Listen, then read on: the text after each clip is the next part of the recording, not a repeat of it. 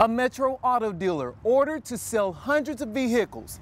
How this move reflects the entire industry. On Hollywood Drive in Northwest Jackson, there's a pothole here, and there's a crack in the road here. The burglar came from this direction. When the alarm went off, they ran and thought they had gotten away, but little did they know, Big Brother was watching the whole thing. But here at Antioch Missionary Baptist Church, Reverend Washington has opened the doors of the church for community meetings, and he says those meetings are full of disgruntled parents. Diamonds are not only a girl's best friend, but also a companion to jewelers. It's a portion of his business by running this convenience store. He says on most holiday weekends, booze is flying off the shelves, but he hopes the economy and the weather clear soon enough to keep his business afloat.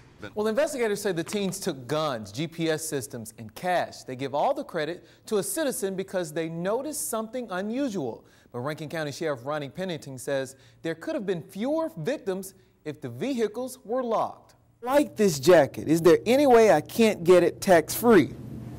Now, Dustin, before you try that jacket on, remember it has to cost $100 or less in order to get it tax-free. Oh, okay, thanks.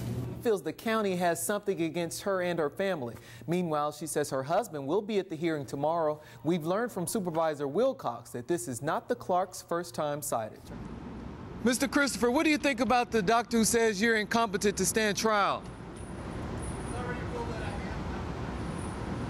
Stephen Joseph Christopher heads back to the Madison County Jail. It's where he will await trial for threats made against President Obama before he was sworn in.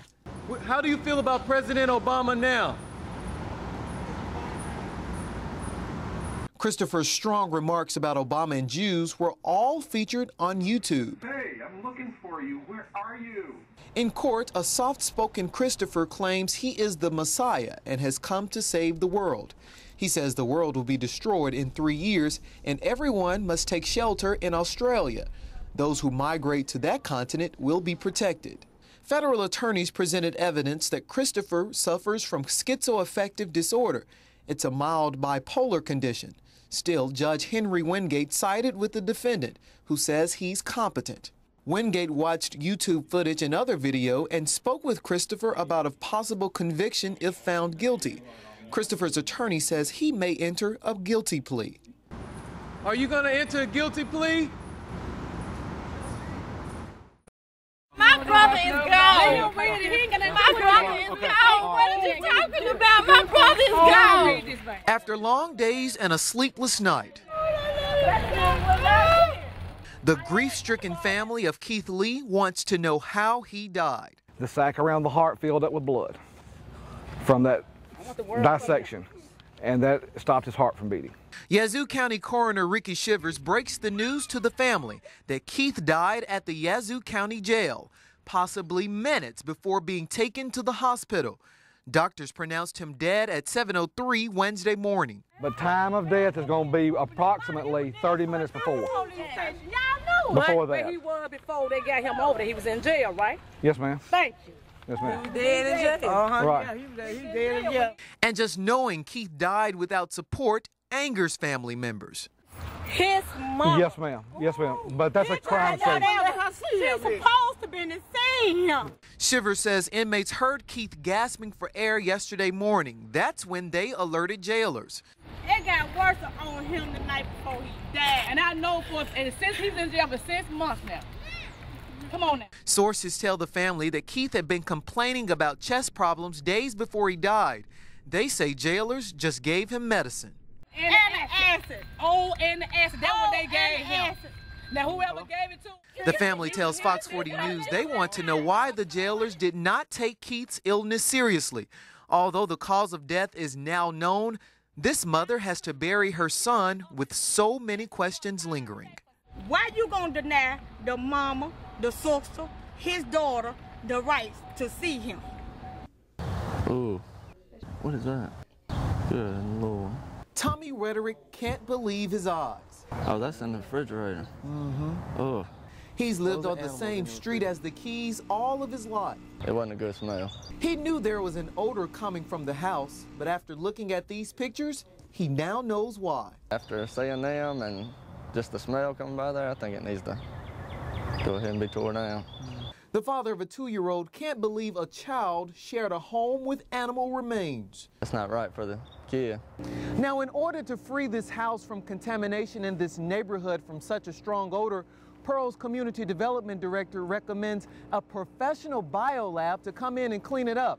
We called around to some. The price tag could go from $2,500 to $25,000. It's not something that you can go in with a pine sol or a can of Lysol and clean this situation. Neighbors had complained about the home for years. Tommy White has lived next door to the Keys for 4 years. I had begged God, get all that out of here. Years of nothing being done made White bitter, but the day he went for prayer. The same hour is when the police came out here and removed all this. So now the scent that used to fill Upper Drive has turned sweet. It's the sweet aroma of how God moves in and takes care of his people. The city of Clinton rolled out the red, white, and blue Wednesday morning. It was in true patriotic fashion to wish the 114th Battalion a hearty farewell and a safe return.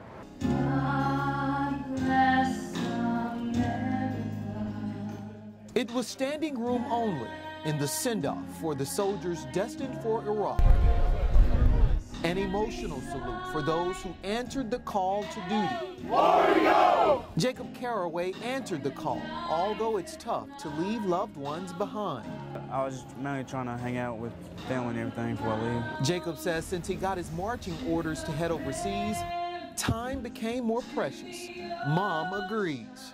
Most days I'm good, and then some days it'll hit me and I just emotional all day. And the same goes for the other 200 soldiers and their families. Those hugs and kisses mean so much. Got to do what we got to do, so go over and get it done and get back. But while these soldiers are on assignment, General William Freeman wants you to check on those they left behind, like this little boy, this little girl, this grieving mother. We want to make sure that the families are taken care of, that they're supported. Homes will be missing a member. Tough to see him go. It's like an old movie I saw one time, you know, said, take this boy and give me a man back. It's working out that way. A hearty farewell and a safe return to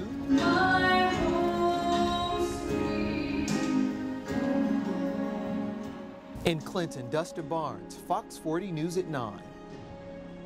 Medicaid remains the big holdup in the state's budget mess. Today, the Division of Medicaid says it's unable to make any more provider payments for the rest of the year. Medicaid is short $34 million for the 2009 fiscal year. Medicaid leaders are asking providers to continue to serve Medicaid beneficiaries during this crisis. Officials say once funds are available, provider claims will be reimbursed.